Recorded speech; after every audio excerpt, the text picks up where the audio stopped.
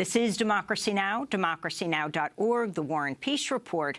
I'm Amy Goodman with Juan Gonzalez as we turn now to the humanitarian crisis in Burma, where more than 400,000 Muslim minority Rohingya have fled Burma to escape the brutal Burmese military. According to Human Rights Watch, tens of thousands of Rohingya homes have been burned to the ground. Some 214 Rohingya villages in Burma have been destroyed. Before and after, satellite photos distributed by Human Rights Watch show wide swaths of Rakhine State have been destroyed in recent weeks. Last week, the UN High Commissioner for Human Rights, Zeid Ra'ad al-Hussein, accused the Burmese government of waging a textbook example of ethnic cleansing.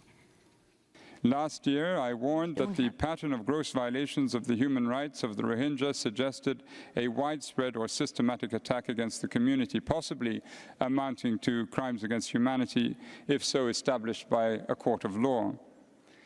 Because Myanmar has refused access to human rights investigators, the current situation cannot yet be fully assessed, but the situation remains or seems a textbook example of ethnic cleansing. On Tuesday, Human Rights Watch called on the United Nations General Assembly to condemn the Burmese military operation. Burmese Nobel Peace Prize laureate Aung San Suu Kyi, who is now Burma's de facto president, is facing mounting criticism for her handling of the violence. Last year, she attended the United Nations General Assembly as Burma's much-esteemed new civilian leader. This year, she has refrained from attending the gathering, choosing to avoid questions about the Burmese military's crackdown on the Rohingya. During a nationally televised speech on Tuesday, Aung San Suu Kyi refused to blame the military or address the UN's accusations of ethnic cleansing. Since the 5th of September, there have been no armed clashes and there have been no clearance operations. Nevertheless, we are concerned to hear that numbers of Muslims are fleeing across the border to Bangladesh. We want to find out why this exodus is happening. We would like to talk to those who have fled as well as to those who have stayed. For more, we go to Chicago, Illinois, where we're joined by Azim Ibrahim. He's the author of the book, The Rohingyas Inside Myanmar's Hidden Genocide, a senior fellow at the Center for Global Policy. Azim Ibrahim, welcome to Democracy Now! Just a clarification, since we use the name Burma for the state, the military renamed Burma Myanmar, why these two different names people hear for the same state. But can you talk about the situation of the Rohingyas now? Also, some pronounce that Rohingya. Yeah, well, the Rohingya have faced wave after wave of violence over the last half-century. Just the most recent wave that we're seeing that started just a few weeks ago is probably the worst that we've ever experienced. They have been described previously by the United Nations as the most persecuted minority in the world. You know, so we have over the last few weeks seen over 412,000 Rohingya cross forcibly over the border into Bangladesh. And a country like Bangladesh is simply unable to absorb those kinds of numbers. This is exactly what the Human Rights Commissioner said. This is textbook ethnic cleansing on a massive industrial scale. Well, some in Burma claim that the Rohingya were not really indigenous to their country, but actually came over in the 1940s. You have done research on that, and what have you uncovered? Well, this is a claim that's gained a lot of traction in the public mind in Myanmar, is that these Rohingya are all illegal immigrants from Bangladesh that came over in 1942. And some of them even put a date on it. They actually say that they came over in March 1942 when they constructed this term Rohingya, and this term did not exist before that. So all politicians in Myanmar, including Aung San Suu Kyi, refused to use the term Rohingya. She was actually pressed upon it by the BBC a number of times, and she still refused to actually say the word Rohingya. But this is actually patently false. One of the things I do in my book is to actually look at this claim, and what I did is I dug up documents from the Indian National Archive in New Delhi, some of these documents dating back to 1824 and 1826, when Burma or Myanmar was a British colony, and the British did an extensive survey of that region. A civil servant called Charles Patton and it states very clearly that 1 in 3 souls in the Rakhine district are of Rohingya origin. So this idea that this term was created in 1942 and they were all illegal immigrants from Bangladesh does not stand up to historical scrutiny. Some historians actually say that the Rohingya have more than 8 centuries of history in that region. But this unfortunately, this narrative has gained a lot of traction in the public mind that they are all illegal immigrants from Bangladesh. And in fact, just last week, the Chief of Army actually said on his Facebook page that removing the Rohingya from this country is unfinished business from 1942. I wanted to ask you about Burma's de facto leader, the Nobel Peace Prize winner, Aung San Suu Kyi. After a long time of silence, she insisted there's no discrimination against Muslims. Yeah, well, Aung San Suu Kyi, Let me play for you a clip of what she said. Sure. All people living in the Rakhine State have access to education and healthcare services without discrimination. Healthcare services are being provided throughout the state, including hard-to-reach areas with new mobile clinics. The government has upgraded 300 schools in Rakhine. The vocational and technical training programs have begun. Muslim students also have access to higher education without any discrimination. Aung San Suu Kyi also addressed criticism that the Rohingya are not granted Burmese citizenship. Citizenship, a strategy with specific timeline has been developed to move forward the national verification process.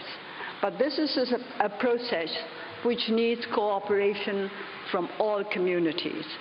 In some Muslim communities, their leaders have decided that they are not to join in the verification process. We would appreciate it if all friends could persuade them to join in the process because they have nothing to lose by it. Azim Ibrahim, could you explain this verification process, but also talk about the significance of Aung San Suu Kyi? A number of Nobel Peace Prize winners have called for her Peace Prize to be revoked. Well, Aung San Suu Kyi has simply evolved from a peace campaigner into a full-time politician now. And she has simply made a political calculation that the issue of the Rohingya is simply not worth utilising any political capital over. There is simply no point in her alienating the military or the extreme Buddhist clergy. She has went through immense sacrifice and immense struggle to get to where she is. This is her life's work. To become leader of our country, and she's not willing to give that up for the human rights of this minority group. But the clip that you just played in terms of the Rohingya having access to healthcare, education, and a verification process for citizenship, all of those are patently false. I have visited those camps myself. The Rohingya are confined to these massive, huge concentration camps in which they have restriction on freedom of movement, restriction on having children, on getting married, to access to education. This idea that they have access to healthcare is just totally untrue. You know, I've seen myself that there's approximately 1 doctor to about 80,000 people in those camps. And there's almost the literacy rate amongst the children is about 3% that attend school. And this verification process that she actually refers to is from 1993, and it is so complex and absurd in that every Rohingya has to demonstrate that it's crossed the border into Bangladesh, has to produce papers as to where they crossed the border from the Bangladeshi authorities, which they obviously can as refugees. Then they have to demonstrate where they've actually lived in Myanmar, which they can't because they've all been burnt down, all their houses. And then they have to demonstrate their family history with identity cards, which were never issued. So this is essentially just a process in terms of trying to pacify the international community. It's very telling that her speech was actually made in English, and on many Myanmar channels it wasn't even translated. This was an attempt simply to try to pacify the international community and try to delay. This was a delaying tactic from her behalf until the military actually finishes all its operations. And it's deeply unfortunate that she has simply now become a shield for this military action. Well, the Rohingya then are in effect stateless people. They have neither citizenship in Myanmar or any place else, right? Yeah, a recent Harvard study before this crisis actually described the Rohingya, described that 1 in 8 stateless people around the globe are of Rohingya origin. And after this crisis, we can essentially say that that has gone up quite considerably more. And we have almost, at this current rate, 30 to 40% of the Rohingya population has now been ethnically cleansed into Bangladesh. And on the current trajectory, we can expect the entire population to be ethnically cleansed by the end of the year. So there'll probably be no more Rohingya in Myanmar itself. And the probability of them coming back is almost zero. Their houses have been completely destroyed. And now the Myanmar authorities and military have been mining the border to ensure that those Rohingya that have crossed into Bangladesh can never come back. More than 420,000 people have signed a petition calling on the Nobel Committee to revoke Aung San Suu Kyi's Peace Prize. South African former Archbishop Desmond Tutu wrote an open letter to his, quote, dearly beloved younger sister, in which he said, quote, if the political price of your ascension to the highest office in Myanmar is your silence, the price is surely too steep. Finally, Azim Ibrahim, what are the Rohingya calling for? What are you calling for? You who have worked on this issue, studied them, wrote a book about this issue for so long. The Rohingya simply want to live in their own country, the country of their birth, the country of their indigenous people, and have full citizenship of their country. Their citizenship was stripped of them in 1982, making them all stateless. Their requirements aren't very significant. They are essentially amongst the poorest of the people you'll ever come across. There's hardly anybody amongst them with even a basic education. They've all been fishermen and farmers. They are completely powerless people. The UN not only described them as the most persecuted minority in the world, they also described them as the most friendless people in the world because there's simply nobody advocating them for them at any level on the international stage. And they simply just want to be citizens of their own country and live their lives as normal people. We want to thank you so much for being with us, Azim Ibrahim, author of the book, The Rohingyas, Inside Myanmar's Hidden Genocide. He's a senior fellow at the Center for Global Policy, speaking to us from Chicago. This is Democracy Now! When we come back, President Trump hit hard against a number of countries, including Cuba, in his speech before the UN General Assembly. We're going to go to Havana to get response and also talk about a new film that's out. It's called Embargo. Stay with us.